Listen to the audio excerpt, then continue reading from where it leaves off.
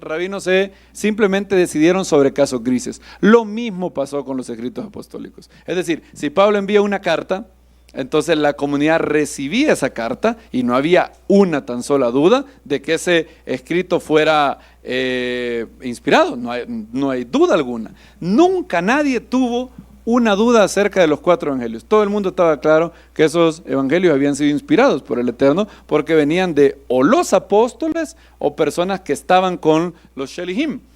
Por ejemplo, Marcos estaba con Pedro, Lucas con Pablo, y nunca nadie tuvo una sola duda sobre Mateo, Marcos, Lucas y Juan. 0 dudas. Solo habían ciertas dudas con Hebreos, Jacobo, Apocalipsis. Apocalipsis no les gustaba a los padres de la iglesia del siglo IV porque enseña un reinado del Mesías aquí en la tierra. Una idea que ellos decían, eso es muy judío, no me gusta eso. Y segunda de Pedro no la conocían en un lado del mundo antiguo y en otro lado no conocían Jacobo. Entonces la base para saber qué libro era inspirado era bien sencilla.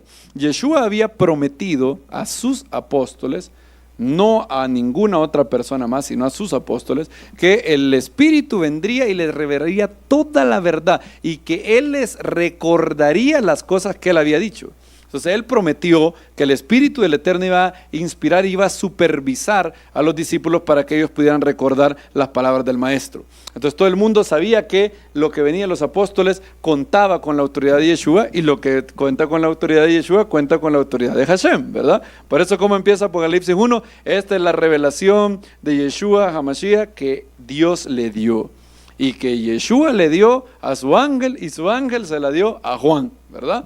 Entonces, nadie tuvo nunca una duda con respecto a los 4 evangelios. Jamás se tuvo dudas con Hechos. Solo habían 7 o 6 libros que había duda. Entonces, es falso que te digan que en Cartago o en Hipona los padres de la iglesia llegaron a determinar arbitrariamente. Para cuando esos concilios se dieron, en todas las comunidades del mundo habían circulado ampliamente estos textos. Tan es así que incluso las personas que se alejaban de la fe, pero siempre creyendo que esos escritos eran buenos. No inventaban otros inscritos. Es más, Marción lo trató de hacer. ¿Han oído de Marción de Sinope? Era muy original el hombre. El hombre tenía mucha plata, tenía mucho dinero. Entonces, él tenía una teología rara. Él decía que habían 2 dioses.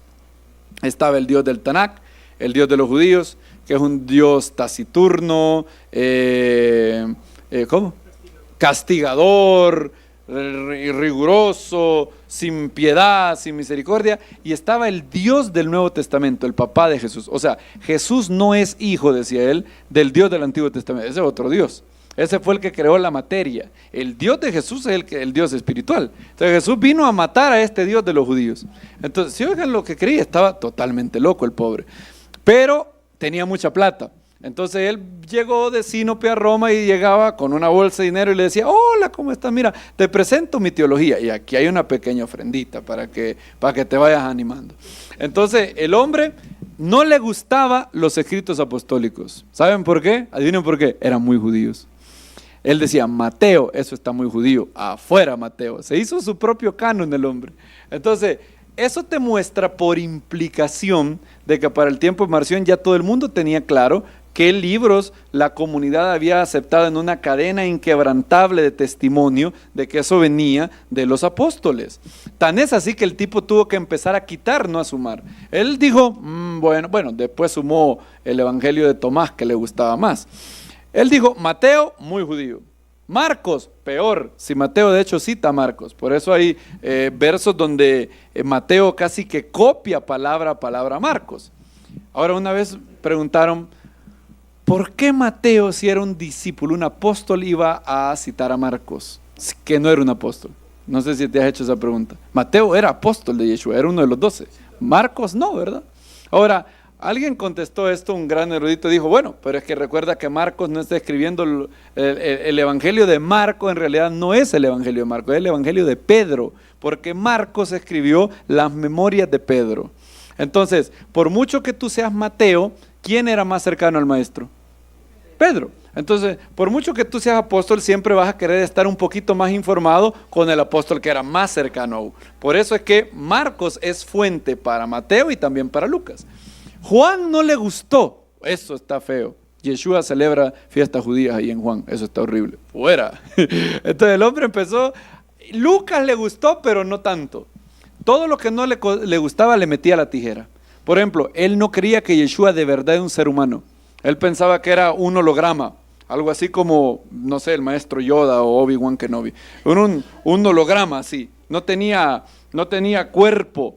Entonces la narración de los nacimientos fuera también. Es más, oigan esto, el hombre no le gustaba Gálatas, decía que era muy judío Gálatas. Imagínate hoy, hay muchos mesiánicos que se han apartado de la fe porque dicen Gálatas es antijudío. Para Marción era demasiado judío. Decía Gálatas, está horrible. Es más, Marción entendió más Gálatas que algunos mesiánicos. Para Marción estaba claro lo que Pablo quería decir. Aquí Pablo está diciendo que el no judío tiene que guardar las leyes que aplican a él y el no judío y el judío toda la Torá. No le gustaba Gálatas. ¿Sabes qué hizo? Se inventó un Gálatas pero tijereado. Ya quitándole, no le gustaba eso. Yo, hermanos, aún predico la circuncisión. El Pablo de Gálatas predica la circuncisión. No me gusta eso. Entonces el hombre se armó su propio canon, donde, metió el evangelio de Tomás. Este está más bonito, porque Tomás, como es un evangelio gnóstico, que no viene de los apóstoles, que se escribió mucho tiempo después, era muy gnóstico. De hecho, decía que Yeshua había enseñado el celibato, que los hombres tenían que dejar a su mujer. Si estaban casados, adiós la mujer, hay que vivir en celibato. Y decía cosas medio raras como hoy un dicho del evangelio de Tomás que dice, ninguna mujer que no se convierta en hombre va a entrar al reino de Dios. Eso dice el evangelio de Tomás. Y ese tipo de fumadas le gustaba a Marción, le fascinaba en eso. Entonces, el tipo la quitó, esto me gusta más, dijo él.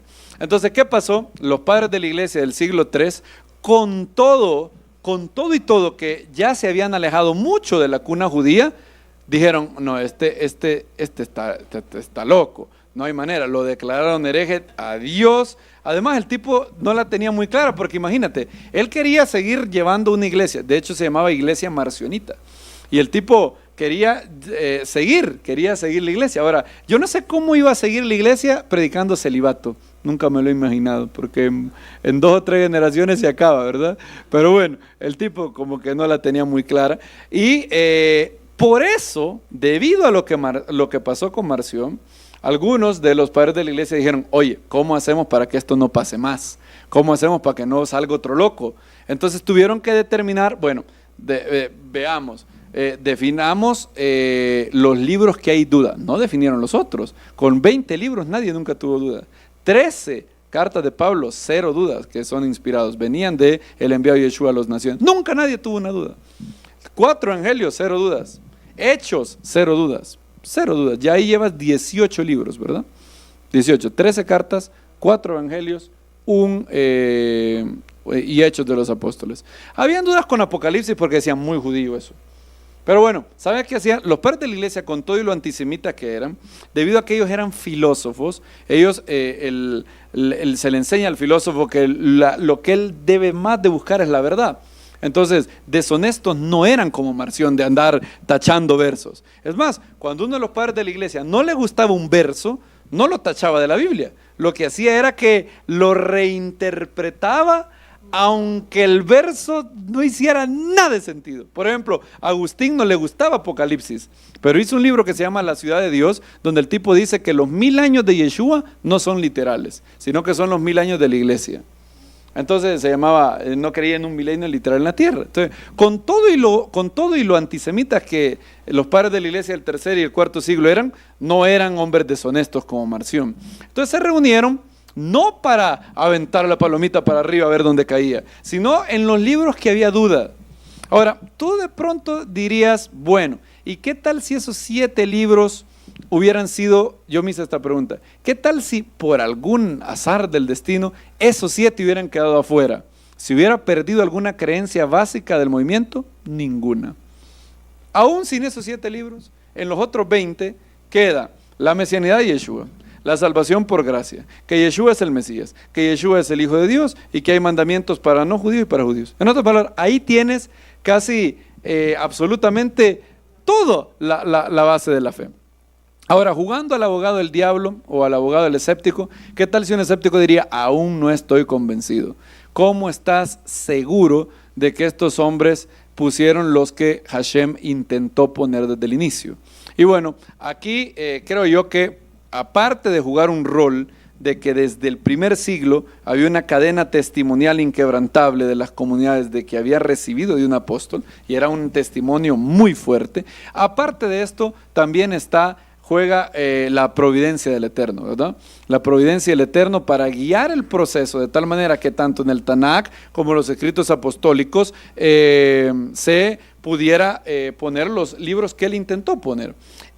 ¿Se requiere demasiada fe para creer eso? No. Es más, yo digo esto siempre. Si Dios creó, ¿cuántos trillones cuántas estrellas hay en el firmamento? Trillones. ¿Cuántos planetas hay? Creo que acaban de descubrir, bueno, Plutón ya no es, a mí me enseñaron que Plutón era planeta, pero ya a mi niña ya no le van a decir eso, porque Plutón ya no es planeta. Pero han descubierto uno, creo hace poquito, hace como 2 semanas, salió alguien de la NASA diciendo que había un nuevo planeta. Pregunto, el Dios que hizo Saturno, si él hubiera querido dejarte un libro con su instrucción, ¿no hubiera podido hacer su propio libro? Yo he hecho un libro, ¿cómo no va a poder Dios hacer un libro? ¿Sí o no? ¿Qué es más difícil, hacer un planeta o hacer un libro?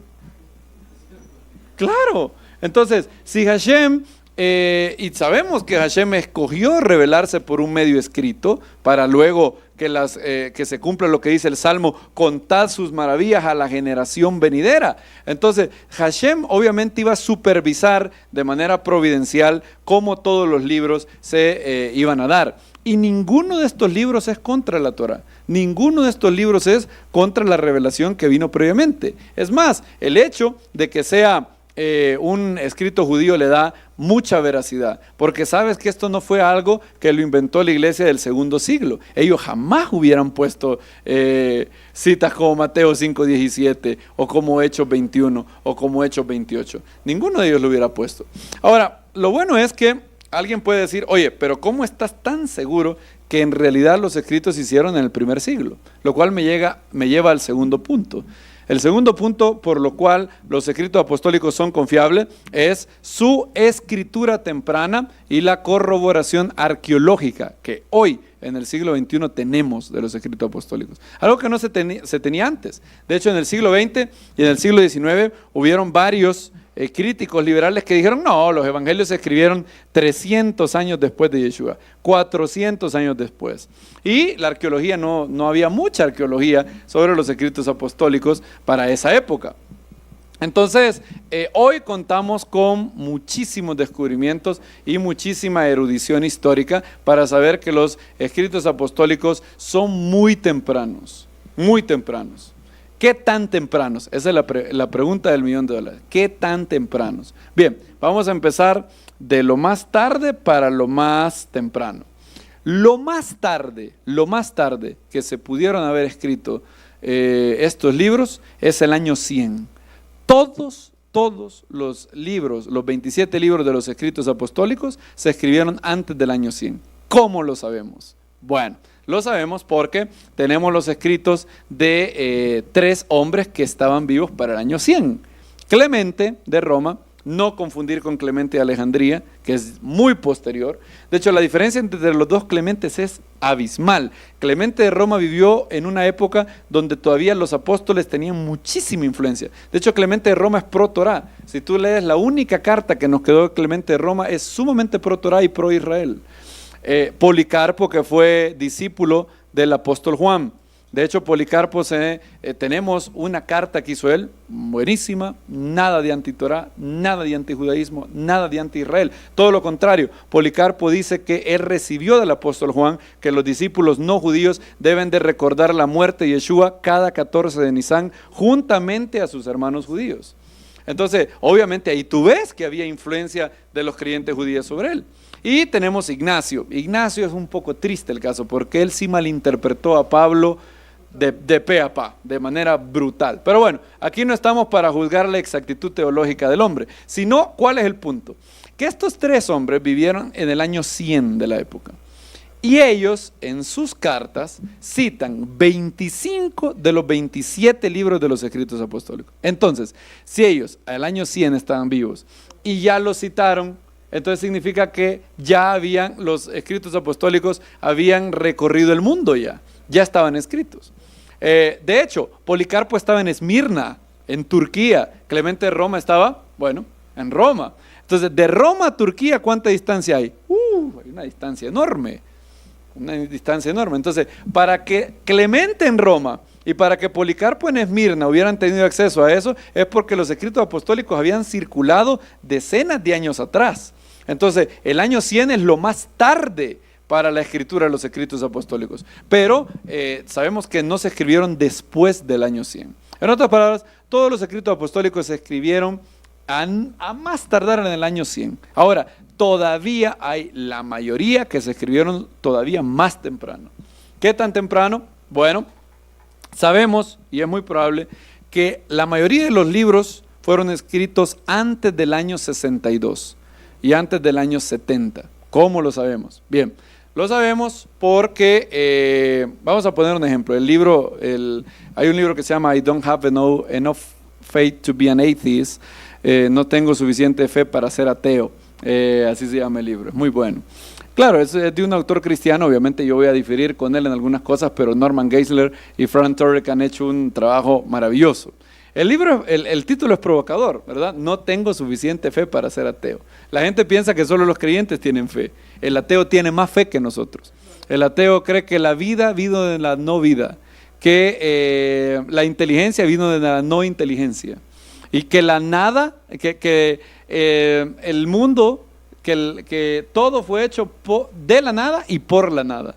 Nosotros creemos algo distinto. Nosotros creemos que el mundo fue hecho de la nada por alguien, pero el ateo dice que vino de la nada por la nada. Y todo este gran mundo maravilloso que está afinado para que nosotros vivamos, salió por casualidad. Algo así como que si en una venta de pintura explota una bomba, sale la Mona Lisa. Así de ridículo es el ateísmo. De hecho, Lord Kelvin dijo, el gran científico, Lord Kelvin dijo, la idea atea es tan absurda que no puedo ni expresar lo absurda que es. Por eso los grandes científicos como Faraday, Newton, Boyle, Pascal, Pasteur eran creyentes. Y en el año 62, para avanzar, en el libro I Don't Have Enough Faith to Be an Atheist, Geisler da un ejemplo moderno. Supón que tú eres un judío del siglo I. Empiezas a seguir a un joven Galileo que hace milagros. Es más, hace milagros fabulosos. Hace ver a los ciegos, expulsa demonios. El tipo es toda una superestrella. Limpia leprosos y todo. Y de repente se empieza a decir que él es el Mesías. Que él es el Mesías esperado. Pero hay un problema. Lo crucifican y tú dices, entonces no era el Mesías. Pero a los 3 días él resucita y tú te vuelves parte de ese movimiento.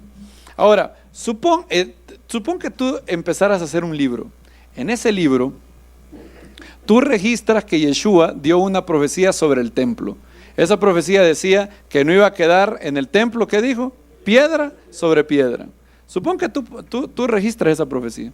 Pregunta, si llega el año 70 y el templo es destruido y tú todavía estás escribiendo el libro, ¿no sería tentador poner algo como, y esto se cumplió cuando los romanos vinieron y Tito destruyó el templo en el año 70 conforme a la palabra del Señor? Yo lo hubiera hecho. Es más, en la Biblia se hace. En el Tanakh, cuando Eliseo daba una profecía y venía a suceder, dice, y se cumplió conforme a la palabra del varón de Dios. Es más, era maravilloso porque pasaron exactamente 40 años desde la muerte de Yeshua hasta la destrucción del templo. Tú puedes decir, ahí está la señal de Jonás, está muy bonito. Jonás predicó que si no se arrepentían, en 40 días Nínive iba a ser destruida. Y Yeshua dijo que él les iba a dar la señal de Jonás. Ahora, no eran 40 días, sino 40 años. La nación como un todo no se arrepintió, entonces por eso el templo se destruyó. Hubiera sido maravilloso, yo lo hubiera puesto. Es más, si yo me doy la tarea de registrar la profecía y si yo estoy escribiendo el libro, cuando eso se escribe, yo lo hubiera puesto. Sin embargo, los escritos apostólicos no registran la destrucción del templo. Es más, porque fueron antes. Es más, oye este ejemplo moderno que dice Geisler en Turek.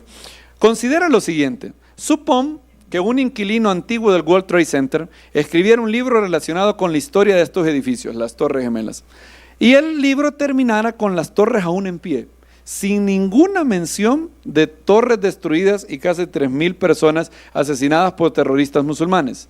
¿Tuvieras alguna duda de que el libro se escribió antes del 11 de septiembre? Ninguna duda. ¿Por qué? Porque obviamente si lo estás escribiendo después, tú lo incluirías, sobre todo porque fue una profecía del mismo Yeshua. Es más, hay veces que Yeshua dijo una profecía y se cumplió en los años, y los escritos apostólicos lo registran. Entonces, esta profecía era grandísima, era la profecía de la destrucción del templo. Si esto hubiera pasado, ¿cómo no lo iban a escribir los escritos apostólicos? Es más, el escritor de Hebreos todavía dice, aún hay quienes ofrecen sacrificios según lo manda la Torah, aún. O sea, cuando el escritor de Hebreos lo hizo, todavía el templo estaba en pie. ¿Y por qué no 70, sino incluso 62? Porque en el año 62 murió el líder del movimiento, Jacobo el Justo. Jacobo el Justo era el hermano de Yeshua.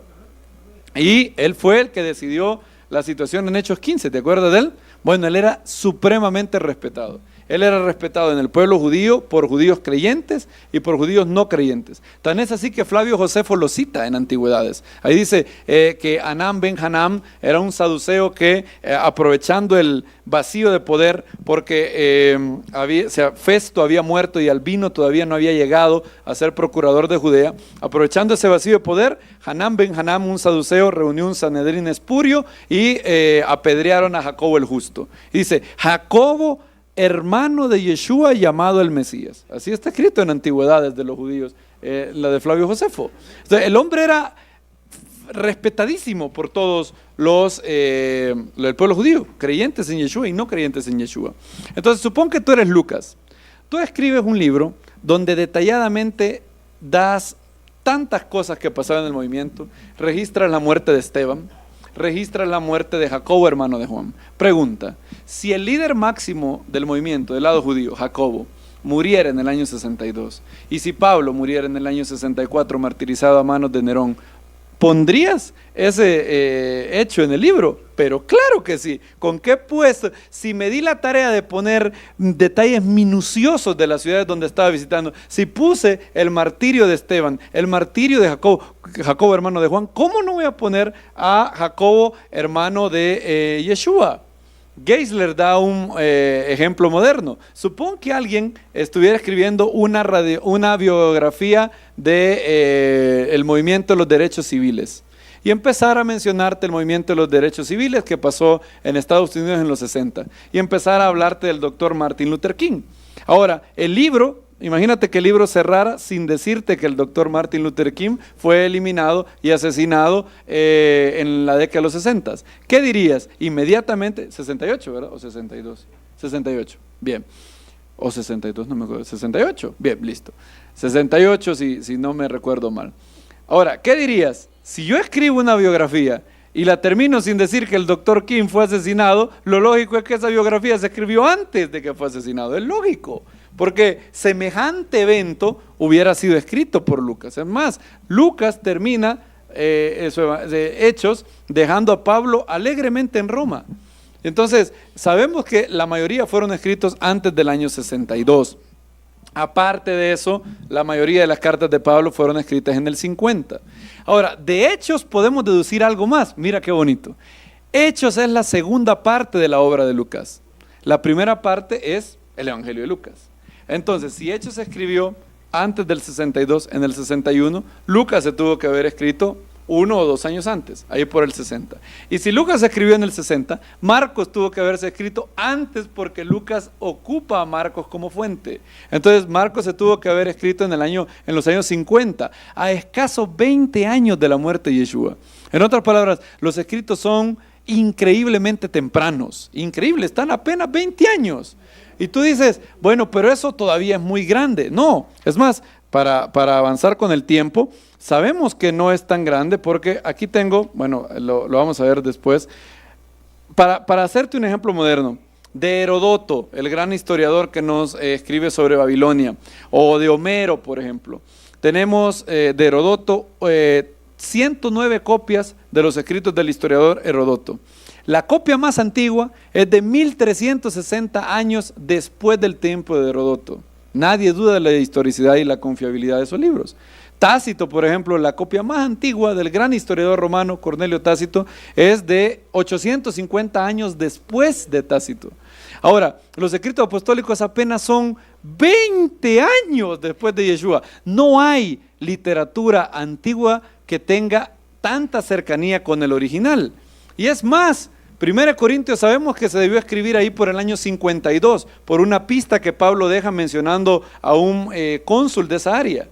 Y Pablo dice, yo primeramente les entregué lo que asimismo recibí, que Yeshua murió por nuestros pecados, resucitó, fue sepultado y resucitó al tercer día conforme a las Escrituras. Es decir, el material todavía es más temprano, porque si Pablo lo escribió en el 52 y les dice que él les entregó, cuando estaba en Corinto eso, lo que él así mismo recibió de los apóstoles, y eso lo recibió cuando él fue a Jerusalén. Estamos hablando que esa tradición de fe venía a escasos 10 años. ¿Por qué esto es importante? Porque una leyenda no se desarrolla en 10 años. Para una leyenda necesitas 200, 300 años. Tan es así que en el año 50, en el año 60, nadie negaba el holocausto. Nadie, nunca soñaron con negar el holocausto. ¿Por qué? Porque en el año 60 había miles de sobrevivientes. Había miles de soldados americanos, rusos y británicos que habían visto los horrores del holocausto. ¿Cuándo es que la gente ha empezado a negar el holocausto? Hoy. ¿Por qué? Porque la mayoría de testigos oculares ya van muriendo. Entonces, ¿cuánto se necesitó para que la gente empezara a formar la leyenda el holocausto no existió? Cerca de 80, 70 años.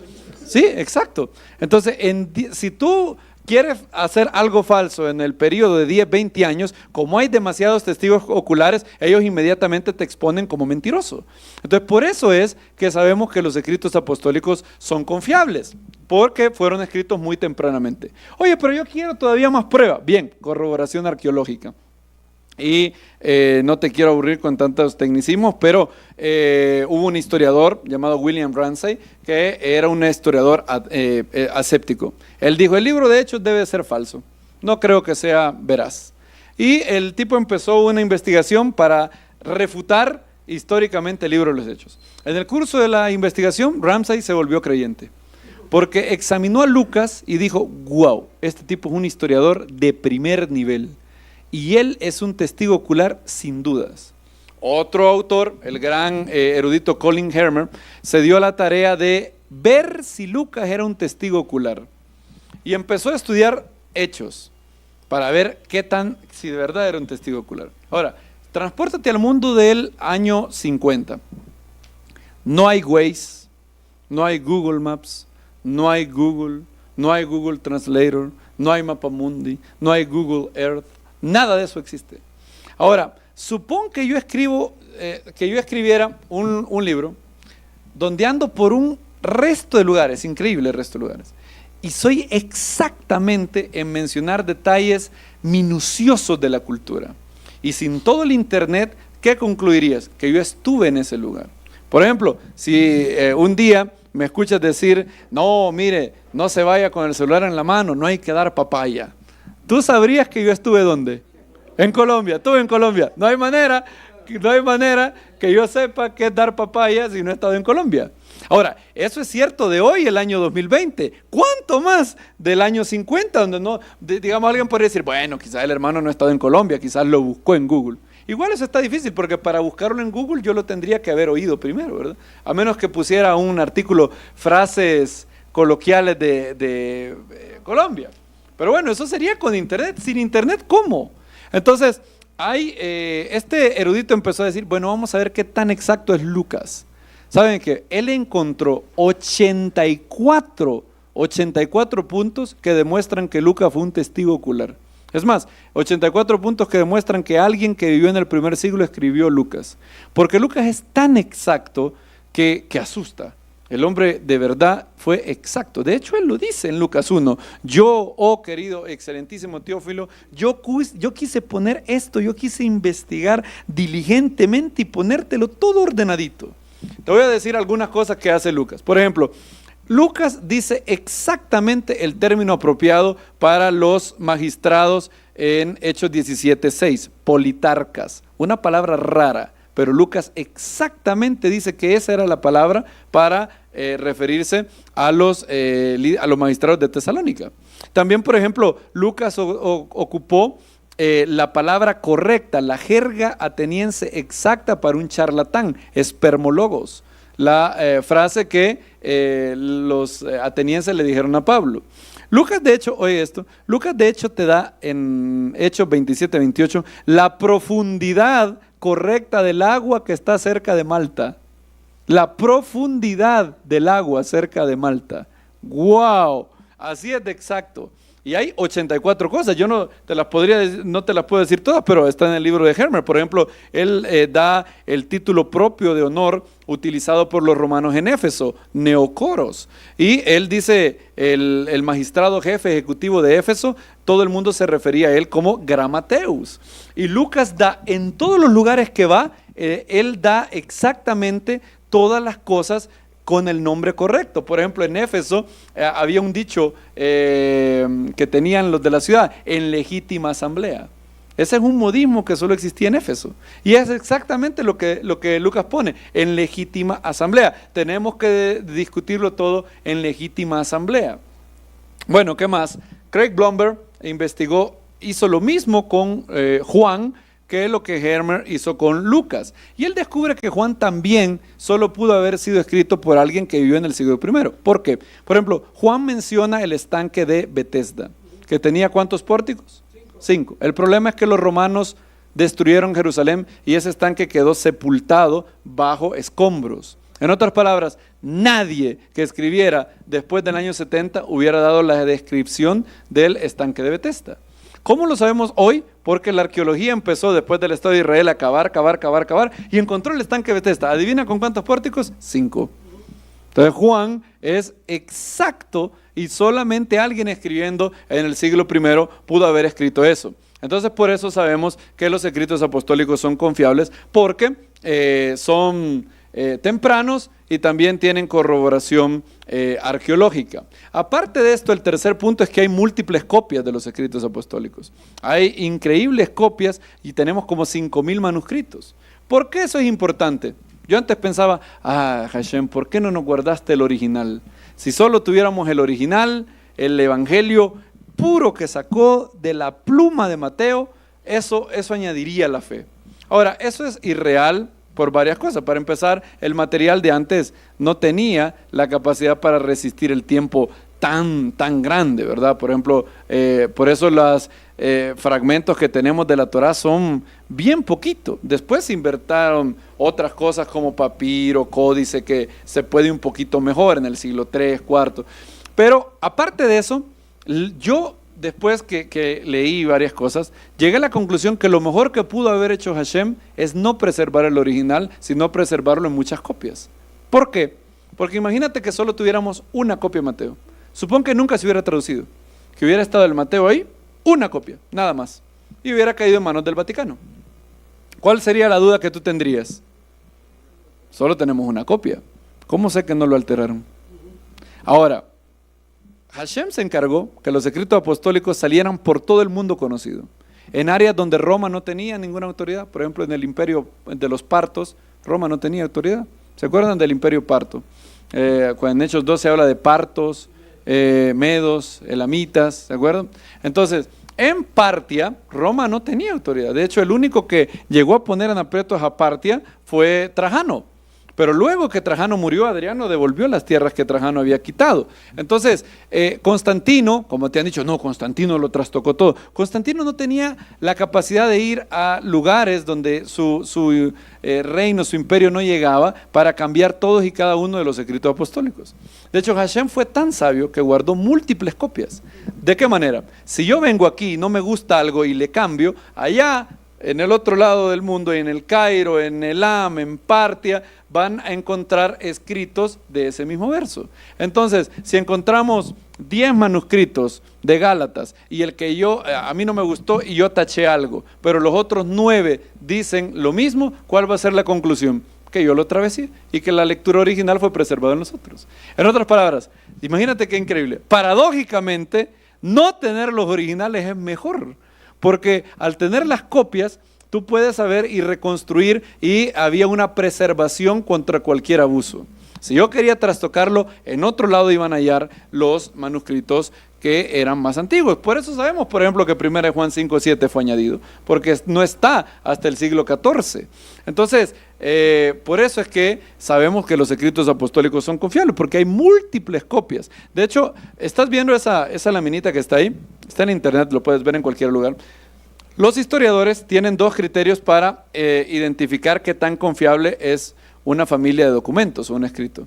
Son dos criterios: lapso de tiempo entre el escritor y la copia más antigua que tenemos y el número de copias. Los escritos apostólicos no tienen comparación. O sea, para negar la historicidad de los escritos apostólicos tendrías que negar la historicidad de toda la literatura antigua.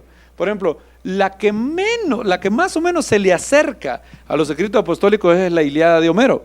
Tenemos 1757 copias, pero la copia más antigua está de 400 años después de la vida de Homero. En cambio, mira los escritos apostólicos, 5824 y solo 40 años. Es más, la gente antes decía que Juan fue escrito en el siglo IV, III, porque no cuadra con los sinópticos. No. En el Cairo se encontró un manuscrito de Juan que data del año 98. Entonces, para que a Egipto haya llegado un manuscrito de Juan, eso significa que el Evangelio tuvo que andar circulando mucho tiempo antes para que haya llegado hasta el Cairo. Entonces, pues esta es otra de las razones por las que sabemos que los escritos apostólicos son confiables. Cuarta razón, quiero terminar rápido para que vayamos avanzando: la influencia de los apóstoles y sus discípulos hasta el siglo IV. Yo te hablé, por ejemplo, de Policarpo, que dice que él recibió de los apóstoles judíos que no tenían que celebrar Pesach o la Pascua en otra fecha que no fuera el 14 de Nisan. De hecho, el grupo que seguía a Policarpo después fue declarado hereje por los otros padres de la iglesia. Se llamaban los cuartodecimanos. Ellos insistían en que Pesach que la cena del Señor tenía que ser guardada en el 14 de Nisan juntamente con el pueblo judío. Ahora, hay otros creyentes gentiles que tuvieron contacto con los apóstoles. Uno de ellos es Papías. Es muy interesante el hombre. Papías de Hierápolis dice en uno de sus libros que él le gustaban los evangelios, pero algo que a él le gustaba mucho era ir y recolectar información de gente que había tenido contacto con los apóstoles y decirle: oye, ¿qué te enseñaron? Cosas que no estaban en los evangelios. Y él por eso dice, me gusta cómo lo dice en inglés, en la traducción de Papías, dice que él le gustaba más que los registros escritos, the living on abiding voice, la voz viva y permanente. Es más, Papías se encargó de registrar varias cosas que Yeshua había dicho a los discípulos, enseñanzas de Yeshua que no estaban en los evangelios. ¿Sabes cuál es el problema? A los padres de la iglesia no les gustó, era muy judío. Y no tenemos ese documento, se perdió, nadie le gustaba. Entonces, imagínate si tuviéramos eso, sería increíble. Ahora, por lo menos tenemos uno que sí nos quedó, porque Irineo lo citó.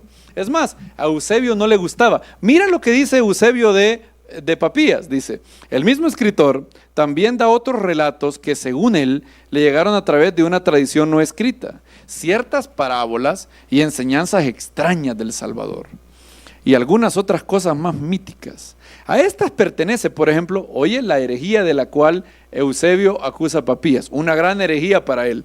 A estos pertenece su declaración de que habrá un periodo de 1000 años después de la resurrección de los muertos y que el reino del Mesías se establecerá en forma material en esta misma tierra. O sea, para Eusebio esa era una herejía horrible. Claro, esto es lo más judío del mundo.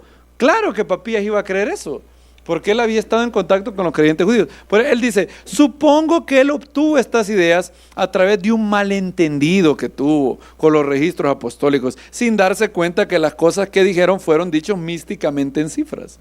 En otras palabras, Eusebio dice, ay, pobre Papías, él incluye unas cosas mero raras, muy judías esas cosas. Dice que va a haber un reino de 1000 años sobre la tierra, que va a haber una resurrección literal. No, eso está muy judío. Quizás malinterpretó todo Papías. Irineo da el ejemplo de una de esas enseñanzas de Yeshua.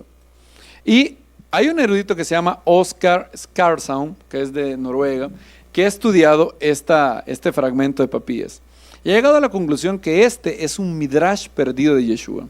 En otras palabras, es una exposición homilética, es una parábola, no es literal, de hecho tiene lenguaje exagerado para describir un punto. Por ejemplo, cuando dice la Biblia, ciudades amuralladas hasta el cielo, no es que llegaban hasta el cielo, pero es una exageración para enfatizar un punto. Entonces, mira lo que dice el verso. Los padres de la iglesia, de hecho, eran ascetas en el siglo II, o sea, creían en el ascetismo, abstenerse de bebidas, de comidas, hasta de pronto eran bien vegetarianos, celibato. Entonces, esta es algo que los padres de la iglesia nunca habían hecho.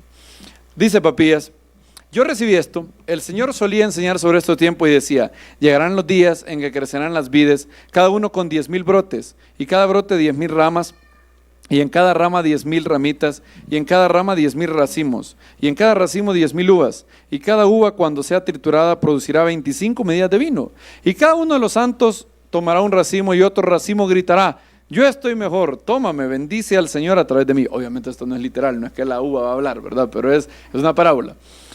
De manera similar, un grano de trigo producirá 10,000 cabezas, cada cabeza tendrá 10,000 granos, cada grano 10,000 libras de harina fina, blanca y limpia, y las otras frutas, semillas y pasto producirán en proporciones similares, y todos los animales que se alimentan de estas frutas producidas por el suelo, a su vez se volverán pacíficas y armoniosas entre sí, y estarán completamente sujetas a la humanidad. Estas cosas son creíbles para aquellos que creen. Cuando Judas el traidor no creyó y preguntó: ¿cómo entonces el Señor logrará tal crecimiento? El Señor dijo: aquellos que vivan hasta este tiempo verán. Papías, exposición de los dichos del Señor, citado en Irineo Adversus contra las herejías 5:33. ¿Por qué se sabe que esto tuvo que venir de los discípulos judíos? Oscar Skardsson estudió esto. ¿Por qué la fascinación con el número 10,000? Bueno, hay un famoso verso cuando Jacob recibe la bendición de Isaac. Isaac le dice que el Eterno te dé de los rocíos de los cielos, de la grosura de la tierra, y dice abundancia de vino y de grano. La palabra en hebreo, si mal no recuerdo, dice Beriv Dagam Betirosh. Así dice el hebreo, Beriv Dagam Betirosh. Ahora, la palabra Beriv puede ser leída como por la vía de una regla de interpretación rabínica que se llama Altic Rey. No leas tal sino tal, es un juego de palabras, algo así como lo de Jeremías. Jeremías, ¿qué ves? Una vara de almendro. Es porque yo me apresuro a hacerlo. ¿Qué tiene que ver vara de almendro con apresurarse? Es porque hay un juego de palabras. En hebreo la diferencia es shoket y shaket, y como no había vocales, se escriben de manera igual. Entonces el juego de palabras era shoket porque yo shaket, y eso se llama paranomasia, Altic Rey y otros nombres. ¿Cuál es el problema? ¿Cuál es el punto? Berib se puede leer, ese verso, Oscar Skardsson propone que si tú lees Berib como Beribot, se lee: te bendecirá con 10,000 medidas de trigo y 10,000 de vino. Entonces, por eso es la insistencia del dicho de Yeshua con 10,000, 10,000, 10,000. Los padres de la iglesia nunca hubieran podido producir esto, porque no estaban tan entrenados en el hebreo para producir semejante midrash. En otras palabras, Papías nos hizo el favor de producir un midrash de Yeshua. Entonces, por eso sabemos que los escritos apostólicos vienen de los discípulos judíos. Quinta cosa, el canon de los nazarenos. Voy rápido. Epifanio menciona lo siguiente en Panarión 29:7-1-12. Yo conozco unos judíos, se llaman nazarenos, son judíos en todo aspecto. Usan no solo el Nuevo Testamento, sino también el Antiguo Testamento, al igual que los judíos. Y él dice que son herejes por hacer eso.